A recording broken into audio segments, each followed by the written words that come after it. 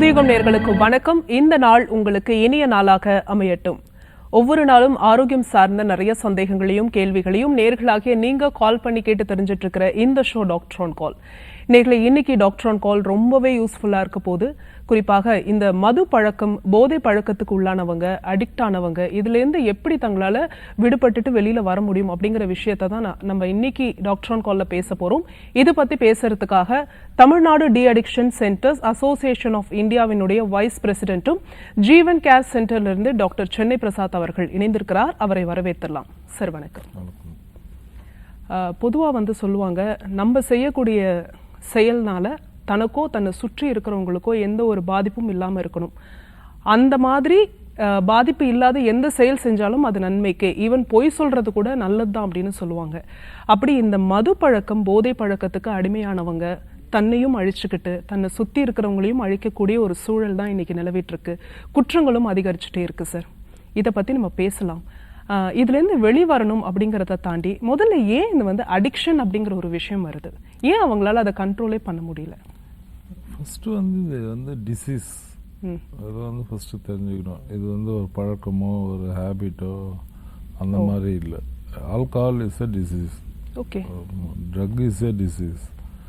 இந்த டிசீஸ் அவங்களால கட்டுப்படுத்த முடியாது. வெளியில் இருந்தெல்லாம் சர்க்கரை நோய் எப்படியோ மற்ற நோய்கள் எப்படியோ அதே மாதிரி தான் இந்த குடி என்பது ஒரு நோய். இந்த நோய் வளரும் தன்மையுடைய நோய். அதாவது ஆரம்பத்தில் என்ன அளவு சாப்பிட்டாரோ 10 years பேக் சாப்பிடும் போது அவரோட அளவு எங்கேயோ இருக்கும்.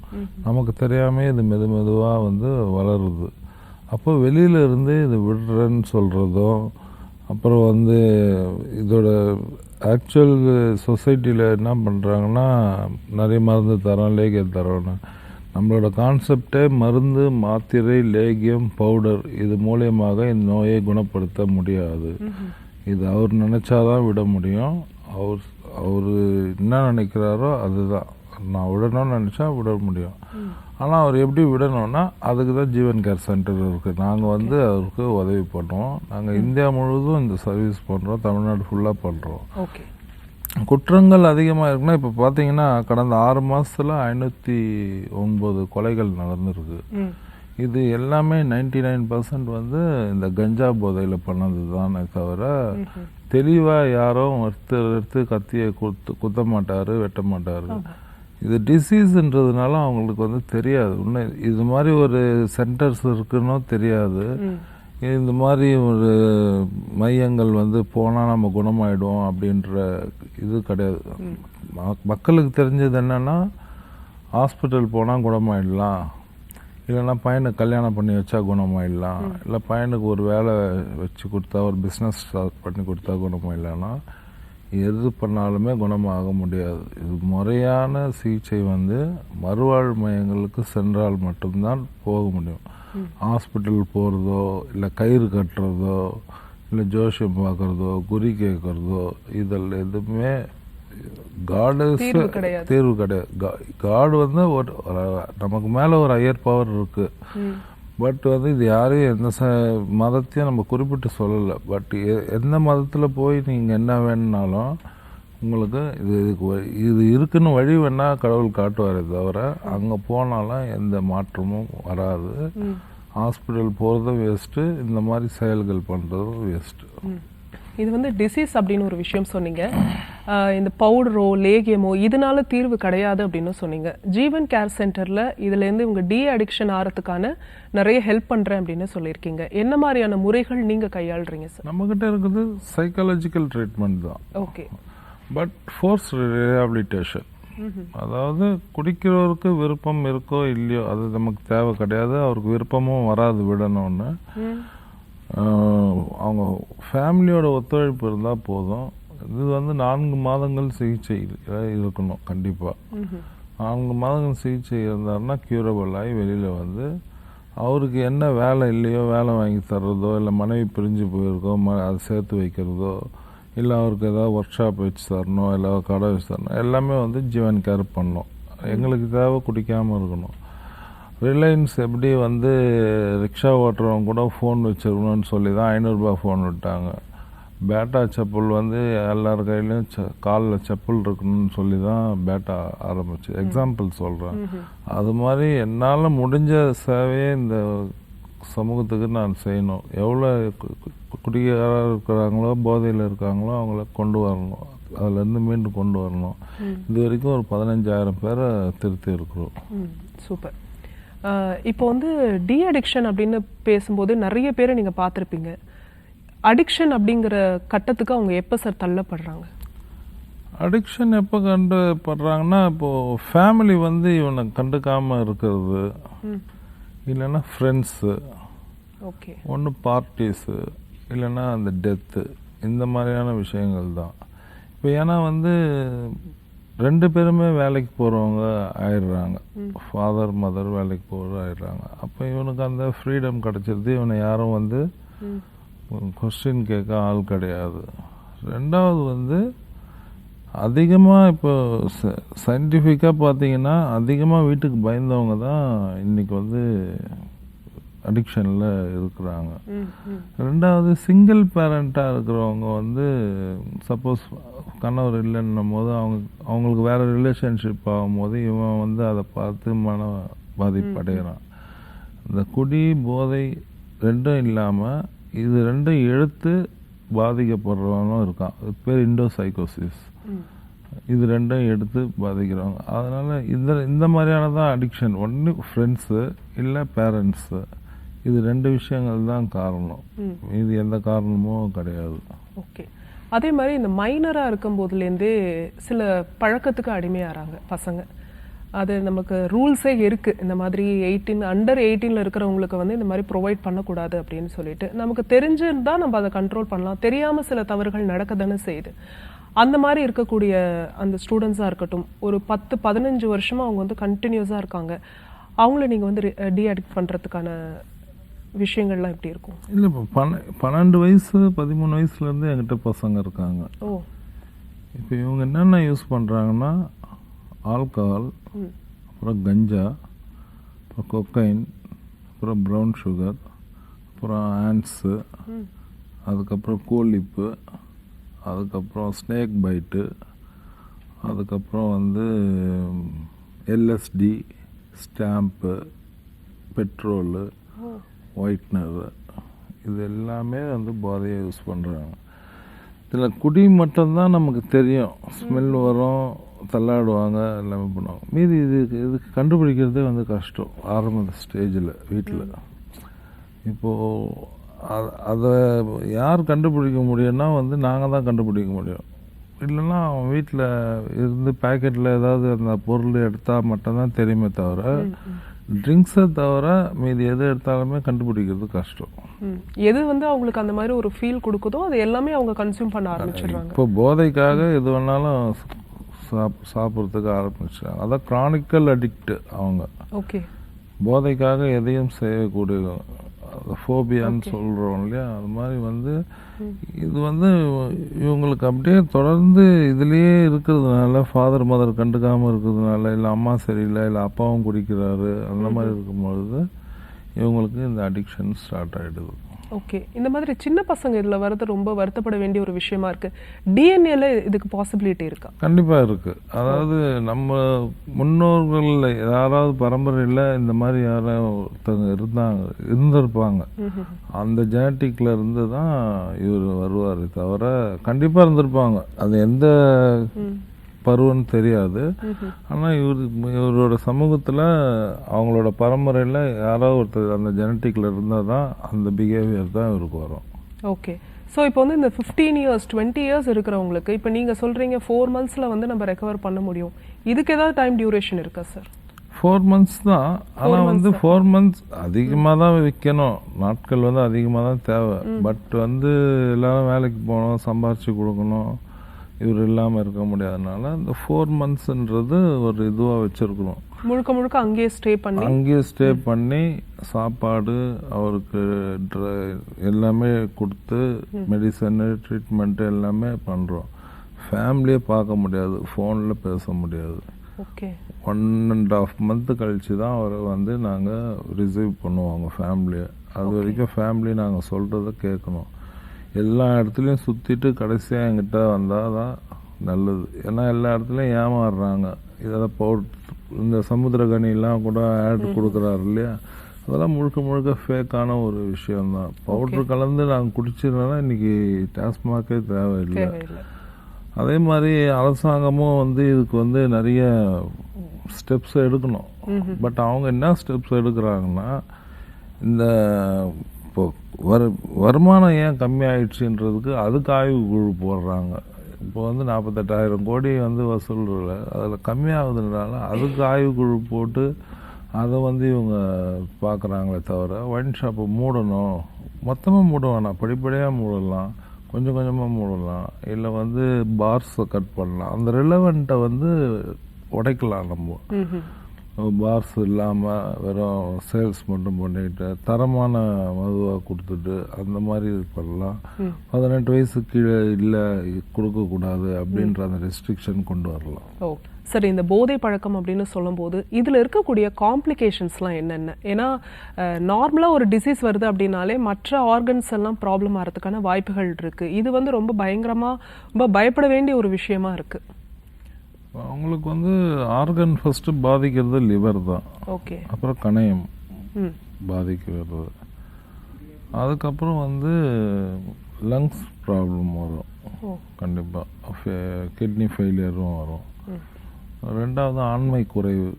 இன்னைக்கு குடிக்கிறவங்களுக்கு கண்டிப்பாக யாருக்குமே குழந்தை பிறக்கிறதுக்கு 100% வாய்ப்பே கிடையாது. ஓகே. இந்த படத்தில் சொல்கிற மாதிரி விவேக் சொல்வார், ஒரிஜினல் போல் அதான் எனக்கு ஒத்துக்கலை அப்படின்ற மாதிரி இன்றைக்கி ஒரிஜினலாக கொடுக்குறாங்க. முதல் ப்ரைவேட்டாக இருக்கும்போது தான் டூப்ளிகேட் எடுத்தது. இன்றைக்கி ஒரிஜினலாக கொடுக்குறாங்கன்னா இவங்க நல்லா ஒரிஜினலாக கொடுக்குறாங்க, நல்லவங்கன்னு சொல்லலை. கலப்படம் பண்ணி அதில் நிறைய போதையை மிக்ஸ் பண்ணி என்னென்னமோ பண்ணுறாங்க. அதனால் வந்து அந்த கெமிக்கல்லாம் போனதுனால குழந்தை பொறுக்கிறதுக்கு முழு தடையாக இருக்கும் அது. ஓகே. அதே மாதிரி இந்த பழக்கம் நமக்கு வருது அப்படின்னா எந்த ஸ்டேஜில் அவங்களுக்கே தெரியுமா நான் வந்து அடிக்ட் ஆகிட்டேன் அப்படிங்கிற விஷயம் வந்து தெரியுமா சார்? தெரியாது. எப்போ வந்து அவருக்கு தெரியாது. அவர் எப்போ தெரியும்னா, இதை ஏன் நம்ம குடிக்கிறோம், நம்ம வந்து இதை விட்டுடலாமே நினைக்கும் போதே அவர் நோயாளி ஆயிடுறாரு. மொத்தம் வந்து 5 விதமான கேட்டகரிஸ் தான் இவங்க அந்த போதை குடியில் இருக்கிறவங்க. ஃபஸ்ட்டு அக்கேஷ்னல், என்றைக்கோ ஒரு நாள் எடுத்தவங்க, ஃபங்க்ஷனோ பார்ட்டியோ ஏதோ ஒரு சோக நிகழ்ச்சியோ டெத்துலையோ எதுலையோ ஒரு விஷயம், எப்பயோ இல்லை ரக்ஷாபந்தன் சோஷியல் ட்ரிங்க்ஸ் வராங்க. அப்புறம் அடுத்த கேட்டகரி, இது வந்து அக்கேஷ்னல், வருடத்தில் ஒரு நாள் இல்லை 2 நாள். ரெண்டாவது தான் நீங்கள் சொல்கிற சோஷியல் ட்ரிங்கர், தினமும் வேணும், ஆனால் அந்த அளவு மீற மாட்டேன், அந்த டைமிங்க்கு சாப்பிட்டுடணும், மறுநாள் என் குழந்தை குட்டி குடும்பத்தை நான் பார்க்கணும். தேர்டு வந்து ப்ரொஃபஷ்னல்னால் ஊருக்கு போகிறாங்க இல்லையா, வேலை விஷயமா ஊருக்கு போகும்போது அங்கே மட்டும் போதை எடுக்கிறவர், அங்கே மட்டும் குடிக்கிறவர். இவர் வந்து வீட்டுக்கிட்ட யாருக்கும் தெரியாது. இது தேர்டு. ஃபோர்த்து வந்து பிஞ்ச் ட்ரிங்கர், அதாவது ஒரு 5 நாள் குடிப்பாங்க, 10 நாள் விடுவாங்க, ஒரு 10 நாள் குடிப்பாங்க, ஒரு மாதம் விடுவாங்க. இதுதான் பிஞ்சு. நம்மக்கிட்ட வர்றது தான் ப்ராப்ளம் ட்ரிங்கர். 24 மணி நேரம் குடிப்பவர், 24 மணி நேரம் போதை எடுப்பவர். மனைவி யார், அம்மா யார், அக்கா யார், தங்கச்சி யார் எதுவுமே தெரியாது. பகலில் குடிப்பவர், முழு நேரம் குடிப்பவர். வீட்டில் இன்றைக்கி என்ன கிழமை, என்ன சாப்பாடு எதுவுமே தெரியாது. அப்பா இறந்துருந்தால் கூட அவருக்கு சுயநலம் இல்லாமல் இருப்பார். அந்த ப்ராப்ளம் ட்ரிங்கர் தான் நம்மக்கிட்ட வராங்க. பட் அக்கேஷ்னல் சோஷியலும் நம்மக்கிட்ட வராங்க. முன்னாடியே வந்துட்டால் நல்லது. இந்த கிரானிக்கல் ஸ்டேஜ் போகிறது வந்து எல்லாமே இழந்த பிறகு வர்றது வந்து வேஸ்ட்டு. இப்போ சில வீட்டில் ஏன் சேர்க்க மாட்டுறாங்கன்னா, அவர் போயிட்டாருன்னா வருமானம் என்ன பண்ணுறது அப்படின்னு ஒருத்தங்க இருக்காங்க. இல்லை அவங்க பிஹேவியர் சரியில்லைன்னும் போது இவர் இப்படியே இருக்கட்டும் அப்படின்ற விட்டுறவங்களும் இருக்காங்க. சில பேர் வந்து ஏன் நம்ம திருத்தணும், நம்ம இவர் இல்லாமல் பசங்க இருக்காது, குழந்தைங்க இருக்காது அப்படின்னா, இவரை கொண்டு போய் சேர்க்கலன்னா அவரே இருக்க மாட்டார்ல மொத்தமாக. அதனால் வந்து அந்த 4 மந்த்ன்றது ஃபேமிலி வந்து கண்டிப்பாக வந்து கோஆப்ரேட் பண்ணணும். பட் இவங்க தான் வந்து இந்த மனைவிமார்கள் தான் அதிகமாக பாதிக்கப்படுறது. பட் இவங்களே தான் சொல்கிறது ஆரம்ப ஸ்டேஜில், கொஞ்சமாக குடிங்க, வீட்டில் வாங்கி வந்து சாப்பிடுங்க, நான் சைட் டிஷ் பண்ணி தரேன் அப்படின்றது இவங்க கொடுக்குற அந்த ஊக்கத்தில் தான் இவர் அப்படியே வளர்கிறாரு. நீங்கள் வீக்லி ஒன்ஸ் சாப்பிடுங்க, இல்லை வீக்லி ட்வைஸ் சாப்பிடுங்க அப்படின்னு சொல்கிறது. அப்போ அந்த மாதிரி சொல்லும் போது இவருக்கு அதிகமாக ஆகி இது வந்து வளரும் தன்மையினுடைய நோய்னா அப்படியே தான் சொல்கிறேன். இப்போ ஃபஸ்ட்டு ஒரு பியர் சாப்பிட்றவர் 10 இயர்ஸ் கழித்து ஒரு நாளைக்கு 8 பியர்ஸ் சாப்பிடுவார். 90 ml சாப்பிட்றவர் 10 இயர்ஸ் கழித்து 2 ஃபுல் சாப்பிடுவார். இதோட இன்க்ரீஸ் இதோட அளவு வந்து அதிகமாக போயிட்டே தான் இருக்கும். உடல் வந்து அதுக்கு ஏற்ற மாதிரி பத்தாத மாதிரி ஆமாம், ஆல்கஹால் வந்து பத்தாது. ஆனால் இந்த கிரானிக் ஸ்டேஜில் என்னன்னா குடிக்கவும் முடியாது, குடிக்காமல் இருக்கவும் முடியாது. இதுதான் வந்து எதுக்கு எடுப்பாங்க ஃபஸ்ட்டுன்னா, ஏதோ பர்த்டே ஃபங்க்ஷன் பார்ட்டிக்கு எடுக்கிறது, இல்லைன்னா வந்து தூக்கம் வரலன்னு சொல்லிட்டு எடுக்கிறது, இல்லைன்னா குண்டாகணும் பீர் குடிக்கணும், இல்லை ஷைனிங் ஆகணும் ஒயின் குடிக்கணும் அப்படின்னு சொல்கிறது, இல்லைன்னா வந்து பசி நல்லா எடுக்கணும், தூக்கம் வராமல் இருக்குது அப்படின்னு சொல்லி தான் இதை எடுக்கிறது. இதனால் எந்த ஒரு யூஸுமே வந்து கிடையாது. மதுவும் போதைனாலும் மனித உடலுக்காக எந்த ஒரு நன்மையுமே தராது. தன்னைத்தானே அழித்து கொண்டு இருப்பவர்கள் தான் அவங்க. இதை வந்து ஃபேமிலி தான் அவங்கள டேக் கேர் பண்ணி ரீஹாபிலிட்டேஷனில் சேர்க்கணும். ரீஹாபிலிட்டேஷன் சேர்த்தா மட்டும்தான் முடியுமே தவிர வேறு எந்த பவுட்ரு, மந்திரம், மதம், சாமி எதுவுமே வந்து இதுக்கு உறுதுணையாக இருக்காது. இப்போது வந்து நான் பிஸ்னஸ் பண்ணோன்னா எது வேணாலும் பண்ணலாம். பட் ஏன் இன்றைக்கி நம்ம இதை பண்ணுறோன்னா, இன்றைக்கி இதுதான் சமூகத்தில் அதிகமான பிரச்சனையாக இருக்குது, கவனிக்கப்பட வேண்டிய ஒரு விஷயம். இப்போ வந்து 58 பேர் இறந்துருக்காங்க கள்ளக்குறிச்சியில் கள்ளச்சாராயம் சாப்பிட்டு. இதே மாதிரி போன வருடம் வந்து 22 பேர் இறந்தாங்க விழுப்புரத்தில். அதே மாதிரி கவர்மெண்ட் சரக்குலேயே வந்து திருவாரூர்லேயும் கும்பகோணத்துலேயும் சைனட் கலந்துருந்தது பாட்டிலில். அப்போ இதெல்லாம் எப்படி வருது? இது அரசு சரி செய்யணும். அரசு வந்து சரி செஞ்சு ஒரு தரமான மருத்துவம் மருந்துக்கு வந்து மது வந்து தரமாக கொடுக்கலாம். ஏன்னா எப்படி சொல்கிறதுன்னா, அவங்க டைமிங் 12 to 10 தான் வச்சுருக்காங்க. பட் ஆனால் 24 ஹவர்ஸும் வந்து இது ரவுண்ட் தி கிளாக் வந்து போயிட்டே தான் இருக்குது, சேல்ஸ் விற்பனை ஆகிட்டே தான் இருக்குது. அதனால் அந்த டைமிங்கை ரெஸ்ட்ரிக்ஷன் பண்ணலாம், இந்த ஏஜ் ரெஸ்ட்ரிக்ஷன் பண்ணலாம், இல்லை வந்து நம்ம மது கடைகளை குறைக்கலாம். இப்போ ஏன்னா இப்போ கமர்ஷியல் பிளேஸில் தான் முதல்ல இருந்தது, இப்போ வந்து ரெசிடென்ஷியல் ஏரியாலே வந்து வந்துடுச்சு. அது மாதிரி ஈஸியாக வாங்குறாங்க, ஈஸியாக கஞ்சா அடிக்கிறாங்க. இன்றைக்கி கஞ்சா வந்து அதிகமாக புழக்கத்தில் இருக்குது. கஞ்சா இருக்குது, ப்ரௌன் சுகரு, ஸ்னேக் ஒயிட்டு, இந்த மாதிரி கூலிப்பு இதெல்லாம் வந்து அதிகமாக இருக்குது. அரசு வந்து இது முறை பண்ணோம். ஆனால் 1.0, 2.0, 3.0ன்னு வந்து கஞ்சா இது பண்ணாங்க. பட் அரெஸ்ட்டும் பண்ணாங்க. அரெஸ்ட் பண்ணி பாதி பேர் வெளில வந்துட்டாங்க. நான் என்ன சொல்கிறேன், சட்டங்கள் வந்து கடுமையானாதான், தண்டனைகள் வந்து கடுமையானாதான் தவறுகள் குறையும். இப்போ நீங்கள் சரி பண்ணி அனுப்பிச்சிடுறீங்க, திரும்ப அது அந்த பழக்கம் வராமல் இருக்கணும்னா அது அவங்க கையில் தான். அது அவங்க வெளியில் போகும்போதே அவங்க பின்னாடியே தான் இருப்போம் நாங்கள் டீம். ஓகே, 1 இயருக்கு வரைக்கும். ஓ, அவர் வந்து வேலைக்கு போகிறாரா, கரெக்டாக இருக்காரா இல்லையா, இல்லை குடிக்க போகிறாரா, அவருக்கு சொல்லிவிடுவோம். இந்த மாதிரிலாம் பண்ணாருன்னா குடிக்க போகிறாரு. ஏன்னா எடுத்தோடனே போய் குடிக்க மாட்டார். முதல்ல வந்து ரியாபை குறை சொல்லுவார், ரீஹாபிலிட்டேஷனை. என்னை உள்ளே அடிச்சிட்டாங்க, எனக்கு உள்ளே சாப்பாடு போடல, என்னை எப்படிலாம் கொடுமைப்படுத்தினாங்க தெரியுமா, இந்த ஃபேக்கு வேர்ட்ஸை சொல்லி அவங்கக்கிட்ட ஒரு சிம்பத்தியை க்ரியேட் பண்ணி, அப்போ ஃபேமிலி அந்த சிம்பத்தியில் விழுந்து, ஐயோ நீங்கள் குடிக்கலன்னா ஏங்க போய் சேர்த்துருக்க போகிறேன், எனக்கு அந்த இடம் அப்படின்னு தெரியாது, சரி இனிமேல் வந்து நீங்கள் வந்து கொஞ்சமாக அளவாக குடிங்க, உங்களால் விட முடியலன்னா இனிமேல் நாங்கள் சேர்க்க மாட்டோம் அப்படின்னு சொல்லலாம். மேக்ஸிமம் 99% மீண்டும் குடிக்கிறவர் இதுதான் சொல்லுவார். ஆனால் அந்த 99%ம் என்கிட்ட தான் திரும்ப வரணும். என்கிட்ட ஒன்ஸ் வந்துட்டாங்கன்னா வரத்துக்கு மறுபடியும் வாய்ப்புகள் வந்து குறைவு. திரும்ப வரவங்க யாருன்னா பாதி சிகிச்சையில் அழைச்சிட்டு போகிறவங்க, பண்ணாமல் அவங்களே கூட்டிகிட்டு போகிறது. ஏன் சொல்கிறேன்னா, சில பேர் வந்து அம்மா வந்து சேர்த்துருவாங்க, ஒய்ஃப் வேணுன்னு சொல்லுவாங்க, ஒய்ஃப் சேர்த்துருவாங்க, அம்மா வேணான்னு சொல்லுவாங்க, இல்லை அம்மாவும் ஒய்ஃபும் ஓகேன்னுவாங்க, பிரதர்ஸ் வேணான்னுவாங்க. இந்த மாதிரியான கன்க்ளூஷன்லாம் இருக்கிறதுனால அந்த பாதி சிகிச்சை முடிஞ்சு போகிறவர் திரும்ப கண்டிப்பாக குடிப்பார். அதில் எந்த மாற்றமும் இல்லை, கண்டிப்பாக போதை எடுப்பார். ஓகே. ஸோ இந்த சைக்காலஜிக்கல் ட்ரீட்மெண்ட் அப்படின்ற மாதிரி சொல்லியிருந்தீங்க. உங்களுடைய அந்த ட்ரீட்மெண்ட் ப்ரொசீஜர் சொல்லுங்கள் சார். நம்மளோட ட்ரீட்மெண்ட் ப்ரொசீஜர்னால் வந்து இதுக்கு மெயின் வந்து MSW, அதாவது மாஸ்டர் ஆஃப் சோஷியல் ஒர்க்கர், அப்புறம் MSc சைக்காலஜிஸ்ட், அப்புறம் கிளினிக்கல் சைக்காலஜிஸ்ட்டு, அப்புறம் ரெக்கவரிங் அடிக்ட்னா மதுலேருந்து மீண்டு வந்து இவங்களுக்கு வந்து கிளாஸ் எடுப்பாங்க. அது சைக்காலஜிக்கல் வந்து கவுன்சிலிங், அவனுக்கு individual counselling, group counselling, family counselling எல்லாமே வந்து கொடுப்போம். கொடுத்து ஃபேமிலி ஒரு ரிப்போர்ட் கொடுக்கும், இவன் ஒரு ரிப்போர்ட் சொல்லுவார். ஃபேமிலி கொடுக்குற ரிப்போர்ட்டும் இவர் கொடுக்குற ரிப்போர்ட்டும் ஒன்றா இருந்தால் தான் இவர் நல்லா இருக்காருன்னு அர்த்தம், உண்மை பேசுகிறாருன்னு. ஓகே. ஃபேமிலி வேறு சொல்லியிருக்கு, ஃபேமிலி சொன்னதை தவிர்த்து இவர் மாற்றி சொல்லுவார்.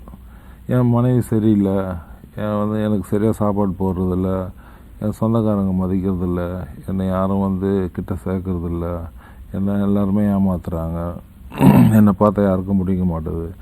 கல்யாணம் ஆன மறுநாளில் இது நடக்கலையே, நீங்கள் வந்து இந்த குடியும் போதையும் நம்ம எடுத்த பிறகு தான் இவங்க இதெல்லாம் அவாய்ட் பண்ண ஆரம்பிக்கிறாங்க. ஏன்னா வந்து அடிக்ஷன் ஆகிட்டு பேர் குளிக்க மாட்டாங்க, பல் தேய்க்க மாட்டாங்க, ஒரு மாதிரி ரெக்கடாக இருப்பாங்க.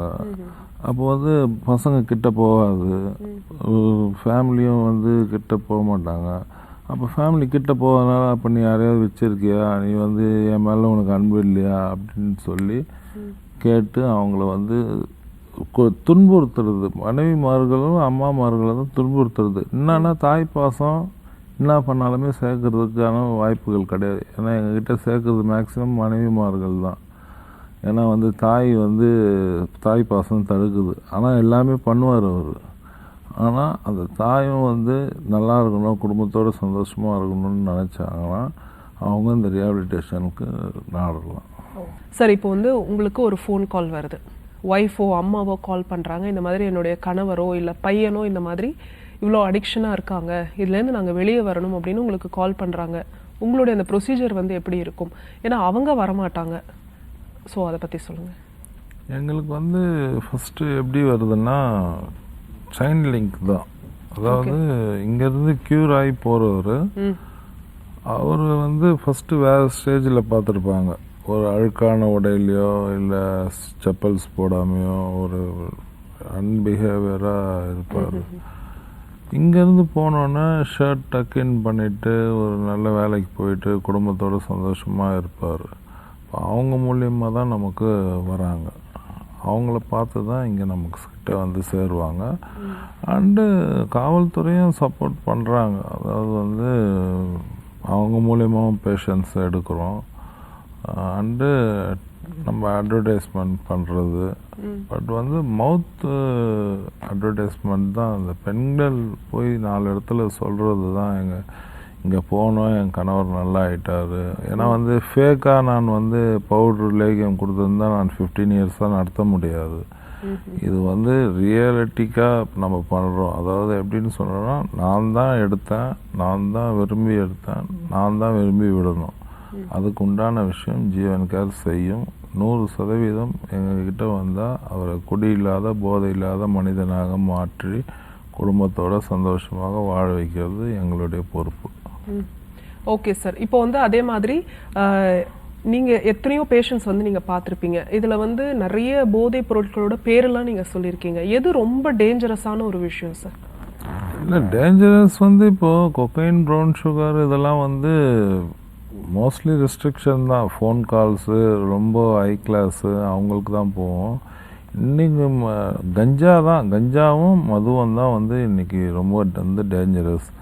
கஞ்சாவில் வந்து இவங்க இந்த கஞ்சாவும் சாப்பிட்டுட்டு மதுவும் சாப்பிட்டுட்டு பண்ணுற அட்ராசிட்டிஸ் தான் இந்த மாதிரி செயின் ஸ்நாச்சிங்கு, கேங் ரேப்பு, இந்த மாதிரி வழிப்பறி, ராபரிஸு இந்த மாதிரி பண்ணுறது.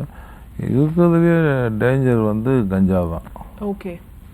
அதே மாதிரி நீங்களே சொல்லியிருந்தீங்க போஸ்ட் ட்ரீட்மெண்ட் கேரும் நீங்கள் பண்ணுறீங்க. 1 இயர் வரைக்கும் வந்து மானிட்டர் பண்ணுவேன் அப்படின்னு சொல்லியிருக்கீங்க. பேஷண்ட்ஸ் வந்து ஆப்வியஸாக ஃபேக்காக கூட சொல்லுவாங்க அப்படின்னு. இப்போது அந்த 4 மந்த் பீரியடில் நீங்கள் ட்ரீட்மெண்ட் கொடுக்கும்போது அவங்களோட பிஹேவியர் வந்து எப்படி இருக்கும்? ஒஸ்ட் பிஹேவியர் அப்படின்னா எப்படி இருக்கும்? இல்லை நீங்கள் சாட்டிஸ்ஃபை நீங்களும் வந்து ஹாப்பி ஆகி அவங்களும் ஹாப்பி ஆகி நான் நல்லா வந்துட்டேன் சார் ரொம்ப தேங்க்ஸ் அப்படின்னு சொல்லிட்டு போனவங்களும் இருந்திருப்பாங்க. இந்த 2 விஷயமே நீங்கள் சொல்லலாம். இல்லை, இன்னைக்கு வந்து என்னால் நிறைய குடும்பங்கள் வாழுது. அதுக்கு வந்து கடவுளோட ஆசீர்வாதம். ரெண்டாவது வந்து உள்ளே வந்துட்டு ஃபஸ்ட்டு ஒரு 10 days to 15 days ஒஸ்ட்டாக தான் இருப்பார். அதாவது வந்து நான் யார் தெரியுமா, நான் வெளில போனால் என்ன பண்ணுவேன் தெரியுமா, ஏன்னா நம்ம வீட்டில் இருந்து அழிச்சிட்டு வரோம். இவராக வந்து ட்ரீட்மெண்ட்டுக்கு வந்து இப்போ கை அடிபட்டுடுச்சு கால் அடிபட்டுடுச்சுன்னா நம்ம வந்து ட்ரீட்மெண்ட் பண்ணுறதுக்கு நம்ம அலோவ் பண்ணுவோம். பட் இது வந்து சோகம் இருந்தாலும் இதுக்குள்ளே ஒரு சுகம் இருக்குது. இது வந்து விடுறதுக்கு எனக்கு விருப்பம் 0.1 கூட வராது அவருக்கு. இது வந்து குடிக்கணும், நல்லா ஜாலியாக இருக்கணும், சுயநலம் செல்ஃபிஷாக இருக்கணும், நான் மட்டும் நல்லா இருந்தால் போதும் அப்படின்னு தான் வந்து நினைக்கிறாரு. அப்போ அப்படி இருக்கிறவரை வந்து நம்ம ஒன்றும் செய்ய முடியாது. அப்போ வந்து நாங்கள் தான் போய் வந்து அழிச்சிட்டு வரோம் அவர். Okay sir. அதே மாதிரி இப்போ இவ்வளோ ட்ரீட்மெண்ட் வந்து நீங்கள் கொடுத்துருப்பீங்க. உங்களுக்கு ரொம்ப சாட்டிஸ்ஃபை ஆகி நான் இவங்களை வந்து நான் சரி பண்ணேன், அதாவது ரொம்ப இறக்குற தருவாயில் இருக்கிறவங்களை கூட கொண்டு வந்து உங்ககிட்ட சேர்த்துருப்பாங்கல்ல? இல்லை இல்லை, அதாவது ரீஹாபிலிட்டேஷன்னாவே உங்களுக்கு வந்து மறு வாழ்வு தான். அதாவது நான் ஒரு இறந்து போகிறவரை தான் நான் அவருக்கு வந்து வாழ்க்கை கொடுத்து ஒரு இது பண்ணுறேன். அப்போ எல்லாருக்குமே அதே தான். ஸ்பெசிஃபிக்காக வந்து இவருக்கு தான்ன்றது கிடையாது. நமக்கு அவருக்கு உள்ள ஃபண்டமெண்டலாக அவருக்கு எல்லாமே நம்ம செஞ்சிட்டோம்னாவே அவருக்கு என்ன தேவை, சாப்பாடு, மெடிசனு, கிளாஸஸ்ஸு, யோகா, மெடிடேஷன், இதுதான். அதனால மருந்து வந்து இருக்குது. எதனாலன்னா அந்த டீடாக்சிஃபிகேஷன் பண்ணுற அந்த 15 daysக்கு மட்டும் மெடிசன் கொடுப்பாங்க. நீ இந்த மாத்திரை சாப்பிட்டா குணமாயிடுவேன், நீ இந்த மருந்து சாப்பிட்டா குணமாயிடுவேன், இந்த பவுடரை சாப்பிட்டா குணமாயிடுவேன், அவங்களுக்கே தெரியாது. சாப்பாடில் கலந்து கொடுக்கலாம், பாலில் கலந்து கொடுக்கலாம். அந்த சமுத்திரகனி சஞ்சீவிலாம் பண்ணுறது வந்து அங்கே இருக்கிற ஃபேமிலி சொல்லுவாங்க இல்லையா, நாங்கள் வந்து இந்த அடிக்ஷன் பவுடர் சாப்பிட்டோம், இன்றைக்கி எங்கள் வீட்டுக்காரரோட சந்தோஷமாக இருக்கிறோம், இன்றைக்கி என் கணவரோ பிள்ளைகள் எல்லாருமே நல்லா இருக்காங்க. அவங்க எல்லாருமே சைடு ஆக்டர்ஸ் தான். இதை காசை வாங்கிட்டு தான் அந்த ஆடை வந்து நடிக்கிறாங்க. ஓகே, ஒரு மெசேஜாகவே நான் கேட்குறேன். சில இந்த ஐடி கல்ச்சராக இருக்கட்டும், சில இடத்துலலாம் வந்து பார்த்திங்கன்னா லேடிஸுமே வந்து அடிக்ட் ஆகிறாங்க. அது நீங்கள் சொன்ன மாதிரி டெய்லியுமே வந்து ஒரு டீசெண்டான ஒரு ட்ரிங்க்ஸ், அதாவது அவங்க ஷிஃப்ட் முடிச்சதுக்கப்புறமா அது கொஞ்சமாக வந்து அந்த குவான்டிட்டி அதிகப்படுத்தப்படாமல் கொஞ்சமாக நான் குடிக்கிறேன் அப்படிங்கிற மாதிரி ஒரு பழக்கம் இருக்குது. அவங்க வந்து பேச்சுலராக இருக்கிற வரைக்கும் அது பிரச்சனை இல்லை. அதுக்கப்புறம் திருமணம் அப்படின்னு ஆகும்போது இது இவங்களால் பண்ண முடியல அப்படிங்கும்போது பர்சனல் லைஃப்பும் வந்து அஃபெக்ட் ஆகுது. இது என்ன மாதிரியான ஒரு மனநிலை சார்?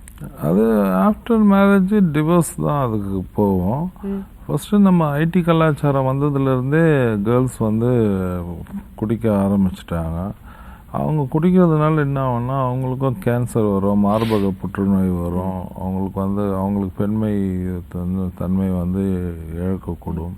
அப்புறம் அவங்களுக்கும் வந்து கிட்னி பாதிப்புகள் ஏற்படும். ப்ரெக்னென்சி ஆகிற டைமில் அது கலையறதுக்கு உண்டான அபார்ஷன் உண்டான ஆட்கள் வரும்.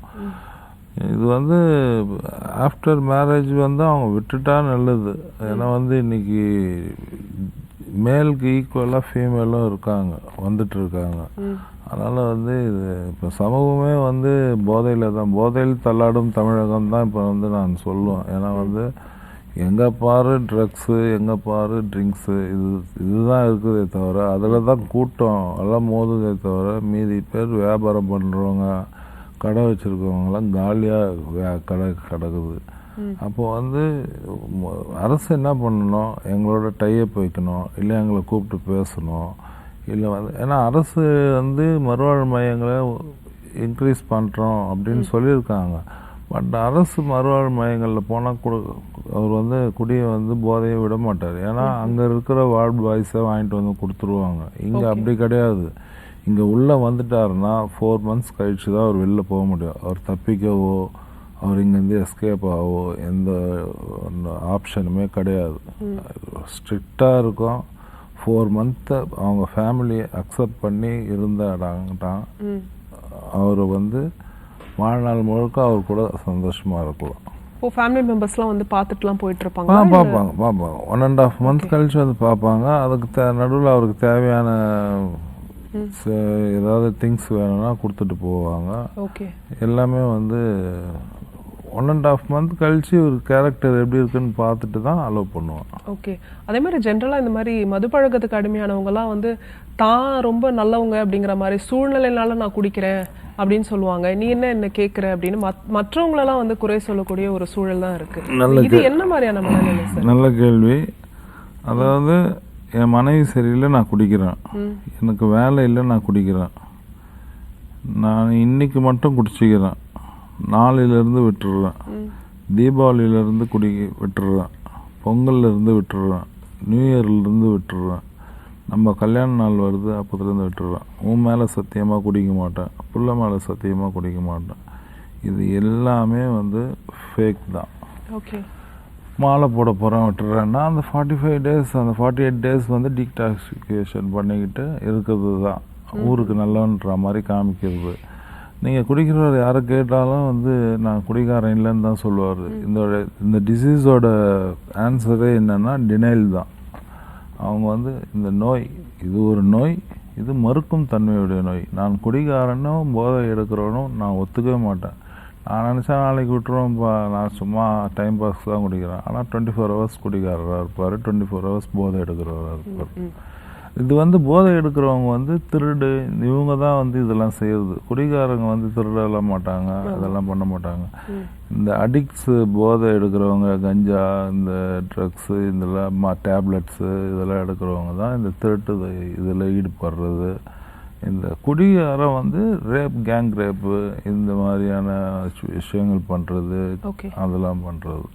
ஓகே. அதே மாதிரி இந்த வலி போகிறதுக்காக நான் பண்ணுறேன் அப்படி ரொம்ப ஹார்ட் ஒர்க் பண்ணுவாங்க, நிறைய வெயிட்லாம் லிஃப்ட் பண்ணுவாங்க. இந்த மாதிரி வேலையில் இருக்கிறவங்க அந்த வலியை மறக்கிறதுக்காக நான் குடிக்கிறேன் அப்படின்னு சொல்கிறாங்க. மனைவிமார்கள் கூட சரி பரவாயில்ல நீங்கள் குடிங்க அப்படிங்கிற மாதிரியான ஒரு சுச்சுவேஷன்ஸும் நம்மளால பார்க்க முடியுது. ஏன்னா அவர் இது குடிச்சாதான் மறுநாள் அவரால் வேலை செய்ய முடியும் அப்படின்னு சொல்லுவாங்க. அது உண்மையா சார்? அது வலி போக்குமா? எல்லா கேள்வி எல்லாமே சூப்பராக கேட்குறீங்க. அதுக்கு தான் வந்து நாங்கள் வந்து அதாவது ஹங்க்ரி, ஆங்க்ரி, டயர்ட்னஸ்ஸு, இது 3மே வச்சுருக்கோம். அதாவது கோவப்படாதீங்க. அதாவது மொத்தம் 4: hungry, angry, loneliness, tiredness. First வந்து கோவப்படாதீங்க, அந்த இடத்த விட்டு நகர்ந்துருங்க. ஏன்னா கோவம் வந்தால் நான் குடிப்பேன். முதல்ல நான் குடியை விடணுன்னா ஒரு ராவாக சொல்லணுன்னா எனக்கு சூடு சொரணே இருக்கக்கூடாது. அப்போ தான் நான் வந்து குடியை வந்து விட முடியும். இல்லைன்னா நான் கோவத்தில் போயிட்டு இதை வரேன், இது வந்துட்டு என்ன பண்ணுறேன் பாருன்னு குடிச்சிட்டு வர்றது. இங்கேருந்து போகும்போதே நம்ம இந்த 4 விஷயம் சொல்லி தான் அனுப்புவோம். அப்புறம் ஹங்க்ரி,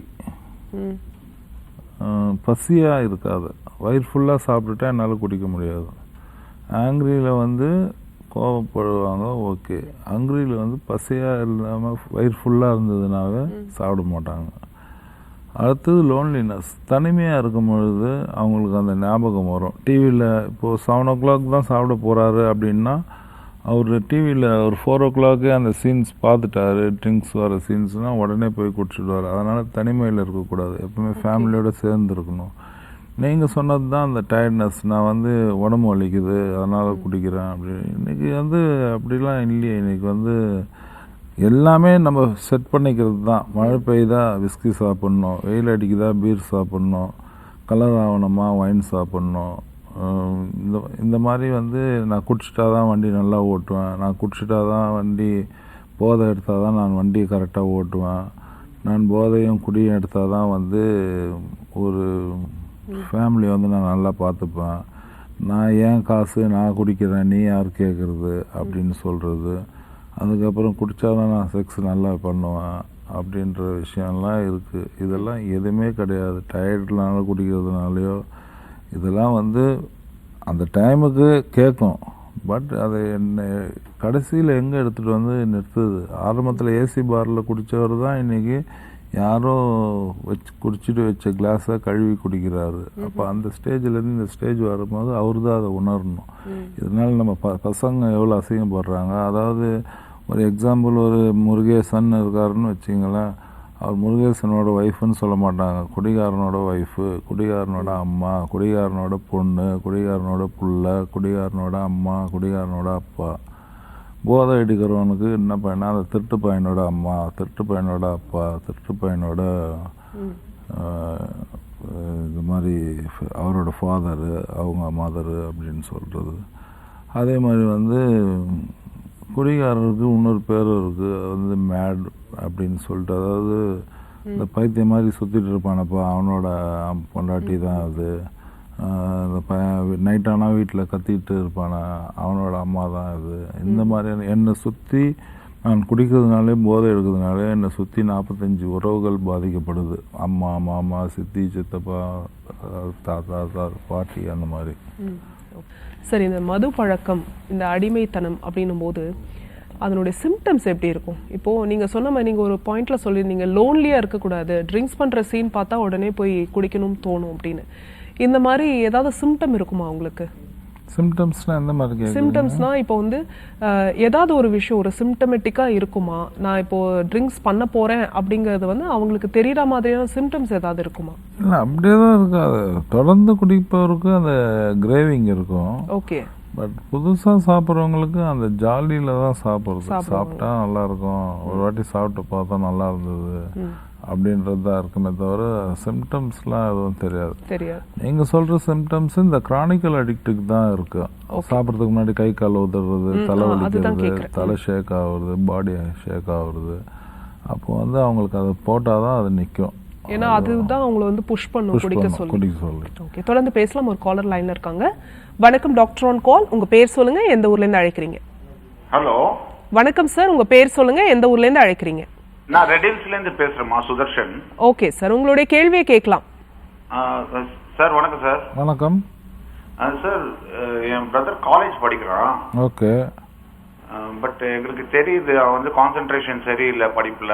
ஒரு நாள் போறான், ஒரு நாள் போறது இல்ல. ஓகே. வீட்டுக்கு லேட்டா வரான், கோவப்படுறான் நிறையா. அப்புறம் சிகரெட் எல்லாம் முதல்லயே குடிச்சிருந்தான். பட் இப்போ வந்து அது வேற மாதிரி ஸ்மெல் வருது ரூம்ல எல்லாம். ஓகே. ஸோ ஐ திங்க் கஞ்சாவோ இதுதான் சொல்றாங்க, அதுதான் இருக்கும்னு நினைக்கிறோம். உங்க வீடு எங்க இருக்கு? Redhills sir. ரெடில்ஸ் மாங்காடில் சென்னை டி அடிக்ஷன் சென்டர் இருக்கு. நீங்க அங்க தொடர்பு கொள்ளுங்க. திரையில வர நம்பரை பாருங்க. Okay sir. நீங்க கால் பண்ணுங்க, உங்களுக்கு ஃபுல் டீடைல்ஸ் கொடுப்பாங்க. Okay, thanks for calling sir. Sir, இந்த சிகரெட் ஸ்மோக்கிங் பற்றி எடுக்கும்போது செயின் ஸ்மோக்கராக இருப்பாங்க. இது என்ன சார் ரீசன்? ஏன்னா அது அவங்களுக்கே தெரியும், அது வந்து லங்ஸ் வந்து அஃபெக்ட் பண்ணும் அப்படின்னு தெரியும். நைட்டு மிட்-நைட் 2 மணி 3 மணிக்கெலாம் கூட போய் சிகரெட் பண்ணுறவங்களெல்லாம் நம்ம பார்த்துருக்கோம். ஸோ அது எப்படி? இல்லை, இப்போ வந்து இந்த போதை குடியோட சிகரெட் தான் வந்து ரொம்ப பாதிப்புக்கு உண்டான விஷயம். பட் எல்லாமே one day at a time தான். இன்னைக்கு வேண்டாம், நாளைக்கு பார்த்துக்கலாம் அப்படின்னு சொன்னால் மட்டும் போதும். இந்த சீவிங்கம் சாப்பிட்றது, நிக்கோட்டின் டேப்லெட் சாப்பிட்றது, இதெல்லாம் வந்து ஏர்லியர் ஸ்டேஜுக்கு தான். கிரானிக்கல் ஸ்மோக்கரு, செயின் ஸ்மோக்கருக்கெலாம் வந்து அந்த சீவிங்கமோ பேட்சோ இல்லை வேறு எந்த டேப்லெட்ஸோனாலும் குணப்படுத்த முடியாது. எனக்கு வேணான்னு அதை தூக்கி போட்டால் தான் உண்டு. ஆனால் சிகரெட் விடுறது ரொம்ப ரொம்ப கடினமான ஒரு விஷயம். ஏன்னா வந்து போதையும் கடினமான விஷயந்தான். பட் ரெண்டுமே one day at a time தான். எனக்கு வேண்டான்னா வேண்டாம், வேணும்னா வேணும். அதுக்கு எனக்கு விருப்பம் வேணும். எனக்கு 100% விருப்பம் இருந்தால் மட்டும்தான் நான் வந்து இதை விட முடியும். அந்த 100% விருப்பத்தை அவருக்கு நான் கொண்டு வருவோம், ஜீவன் கேர் கொண்டு வரும் அவருக்கு. ஓகே. அதே மாதிரி இப்போ கோவப்படுறாங்க, ட்ரிங்க்ஸ் பண்ணுறவங்கலாம் அதிகப்படியாக கோவப்படுவாங்க. இந்த ட்ரீட்மெண்ட் நீங்கள் ஜீவன் கேர் சென்டரில் அந்த 4 மந்த்ஸ் ட்ரீட்மெண்ட் முடிச்சதுக்கப்புறம் இந்த இது ப்ராப்ளம் எல்லாமே அவங்களுக்கு சரியாகுமா சார்? இந்த கோவத்தெல்லாம் குறையிறது, இந்த மாதிரியான விஷயங்கள்லாம் இருக்குமா? ஃபஸ்ட்டு சந்தேகப்படுவார், அப்புறம் கோவப்படுவார், அப்புறம் சரியாக சாப்பிட மாட்டார், வீட்டுக்கு வர மாட்டார், அதுக்கப்புறம் வந்து ரோட்லேயே இருப்பார். இந்த 5 விஷயமும் வந்து கரெக்டாக சாப்பிட்ருவார், நல்லா பசி எடுக்கும், சந்தேகம் போயிடும், அப்புறம் வந்து கோவப்பட மாட்டார், ஸ்பிரிச்சுவலில் போயிடுவார், இல்லைன்னா மணி மைண்டட் ஆகிடுவார். ஓகே. அந்த மாதிரியான விஷயங்கள்ல கரெக்டாக இருந்துருவார். ஓ சூப்பர். தொடர்ந்து பேசலாம். ஒரு காலர் லைன் இருக்காங்க. வணக்கம், டாக்டர் ஆன் கால். உங்கள் பேர் சொல்லுங்கள், எந்த ஊர்லேருந்து அழைக்கிறீங்க? ஹலோ. வணக்கம் சார், உங்க பேரு எந்த ஊர்ல இருந்து அழைக்கிறீங்க? சார் என் பேர் விஸ்வநாதன். ஓகே, உங்களுடைய கேள்வியை கேட்கலாம் சார் கிட்ட. ஹலோ. சொல்லுங்க சார். சார் நான் வந்து விழுப்புரத்துல வந்து பேசுறேன் சார். ஓகே சார் நான் எனக்கு கல்யாணம் ஆகி 7 வருஷம் ஆகுது சார். ஓகே. நான் அந்த ஒரு 6 வருஷமா ட்ரிங்க்ஸ் சாப்பிட்டு இருக்கிறேன். அதிகமா டென்ஷன் ஆகினே இருக்கேன். என்ன சார் பண்றது? ட்ரிங்க்ஸை வந்து நீங்கள் விடணும். இது வந்து மருந்து மாத்திரையாலெல்லாம் குணப்படுத்த முடியாது. நீங்கள் வந்து இந்த மாதிரி முறையான மறுவாழ்வு மையங்களில் சேர்ந்து நீங்கள் அதுக்கு சிகிச்சை எடுத்துக்கலாம். Okay, thanks for calling. So இப்போ மற்ற மாவட்டங்களில் இருக்கிறவங்க கூட வந்து இங்கே ஸ்டே பண்ணிக்கிற மாதிரியான விஷயங்கள்லாம் இருக்கு. த்ரூ அவுட் இந்தியா எல்லா இடத்துலையும் பண்ணுறோம். ஓகே சார், இந்த கோவம் படுறது எல்லாமே குறையும் அப்படின்னு சொல்லியிருக்கீங்க, சந்தேகப்படுறது எல்லாமே குறையும் அப்படின்னு. ஓகே, தொடர்ந்து பேசலாம். ஒரு காலர் லைன் இருக்காங்க. வணக்கம் டாக்டர் ஆன் கால், உங்க பேர் சொல்லுங்க. வணக்கம். வணக்கம் சார், உங்க பேரு எந்த ஊர்ல இருந்து அழைக்கிறீங்க? வணக்கம் சார், என் பேர் ஸ்ரீனிவாசன். ஓகே. என் தம்பி கோர்ஸ்ல நான் இது பண்ணேன் சார். ஓகே. இது எப்படி சார் ட்ரீட்மெண்ட் இது? அவர் என்ன இது யூஸ் பண்ணுறாரு? அவர் ஆல்கஹால் சார். அவர் ஓகே. ஆல்கஹால்னா வந்து எவ்வளோ வருஷமாக யூஸ் பண்ணுறாரு? அவர் மார்னிங் 5 o'clock ஆரம்பிச்சிடுறாரு சார். ஓகே. இதுக்கு முறையான சிகிச்சை வந்து நம்ம வந்து டிஅடிக்ஷன் சென்டரில் தான் சேர்க்கணும். உங்களுக்கு அருகாமையில் இருக்கிற டிஅடிக்ஷன் சென்டர், ரீஹபிலிட்டேஷன் சென்டர் எது நல்லதுன்னு பார்த்து அங்கே சேருங்க. அப்படி இல்லைன்னா ஜீவன் கேர் சென்டருக்கு கால் பண்ணுங்கள். நாங்களே வந்து அழைச்சிட்டு வந்து அவருக்கு ட்ரீட்மெண்ட் கொடுப்போம். Okay, thanks for calling. Sir, இப்போ வந்து ட்ரிங்க்ஸ் பண்ணுறவங்க இந்த கண்டினியூஸாக குடிச்சிட்டே இருக்காங்க இல்லையா, ரோட்லலாம் விழுந்து கிடப்பாங்க. அவங்களுக்கு என்ன நடக்குதுன்னே தெரியாது, உடலில் துணி விலகிறது கூட தெரியாத அளவுக்கு இருக்கும். இது என்ன மாதிரியான கண்டிஷன்? அதான் கிரானிக்கல் ஸ்டேஜ். Chronicle stage. அதுதான் கிரானிக்கல்.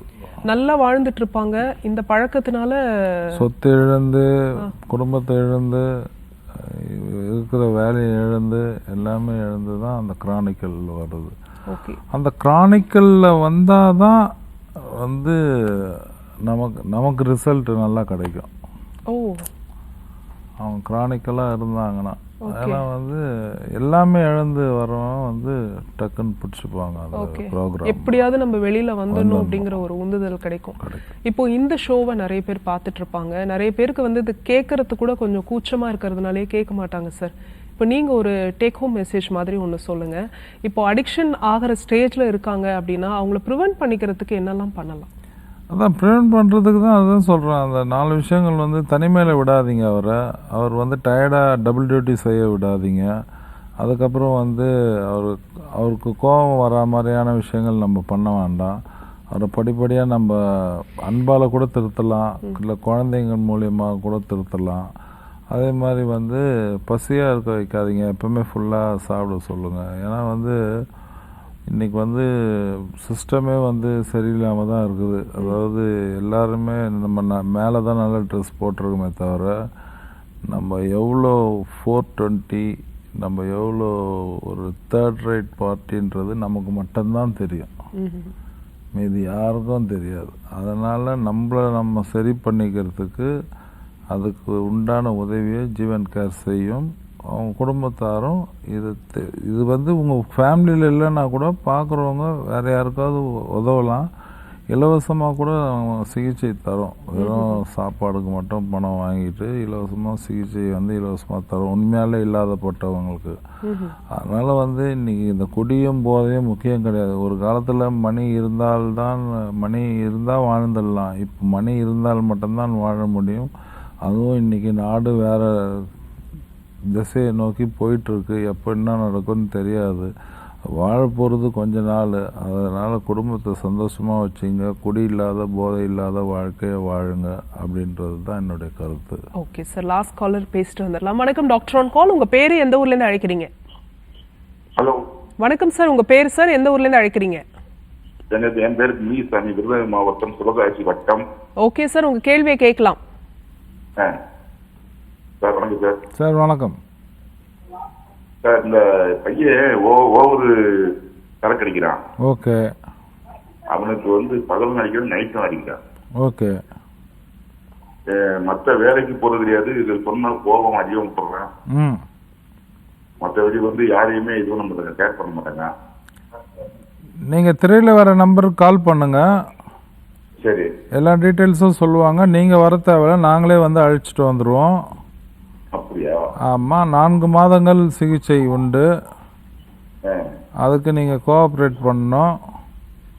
அது எந்த ஊராக இருந்தாலும் பரவாயில்ல, நீங்கள் ஃபோன் பண்ணி டீட்டெயில்ஸ் சொல்லிட்டீங்கன்னா நீங்கள் எந்த ஊர் சொன்னீங்க? இது விருதுநகர் மாவட்டம் சார். விருதுநகர் மாவட்டம். ஆமாம். ஒரு 6 ஹவர்ஸில் வந்து நாங்கள் வந்து அவரை டேக் ஓவர் பண்ணிவிடுவோம். சரிங்க சார். நான் அவர் ஏன்னா ஒத்துழைக்க மாட்டான், அதுதான். அவர் ஒத்துழைப்பு தேவையே இல்லை. அவர் எங்கே இருக்காருன்னு நீங்கள் காமிச்சு விட்டுட்டு நீங்கள் ஓரமாக நின்றுட்டீங்கன்னா போதும், நம்ம பாய்ஸ் வந்து அவரை அழைச்சிட்டு போயிடுவாங்க. அப்படியா? ஆமாம். ஓகே அவர் எவ்வளோ பெரிய ஆளாக இருந்தாலும் பரவாயில்ல. ஆமாம். Okay sir, thanks for calling. So Jeevan care centre ஒருத்தருடைய வாழ்வு வந்து நீங்கள் மறுவாழ்வாக கொடுக்குறீங்க. இந்த ஜீவன் கேர் சென்டரில் ஒவ்வொரு ஆண்டும் பார்த்தீங்கன்னா நிறைய பேர் என்ன சமூகத்தில் கவனிக்கப்பட வேண்டிய விஷயம் வந்து மது போதை பழக்கத்துக்கு அடிமையானவங்க கண்டிப்பாக அதுலேருந்து வெளியே வரணும். நிறைய குற்ற செயல்கள் வந்து குறையும், தான் வீடே கொஞ்சம் நிம்மதியாக இருக்கும், தன்னை சுற்றி இருக்கிறவங்களும் நிம்மதியாக இருப்பாங்க. ஸோ உங்களுடைய சேவைக்கு வந்து மிக்க நன்றி சார். நிகழ்ச்சி சார்பாக மறுபடியும் ஒரு நன்றியை சொல்லிக்கிறேன், வாழ்த்துக்களையும் தெரிவிச்சுக்கிறேன். மிக்க நன்றி. என்ன நேயர்களே, இன்னைக்கு டாக்டர் ஆன் கால் உங்களுக்கு ரொம்ப யூஸ்ஃபுல்லாக இருந்திருக்கும் நம்புறோம். இதே மாதிரி இன்னொரு ஹெல்தியான எபிசோடில் உங்களை சந்திக்கிறோம். அது வரைக்கும் நன்றி, வணக்கம்.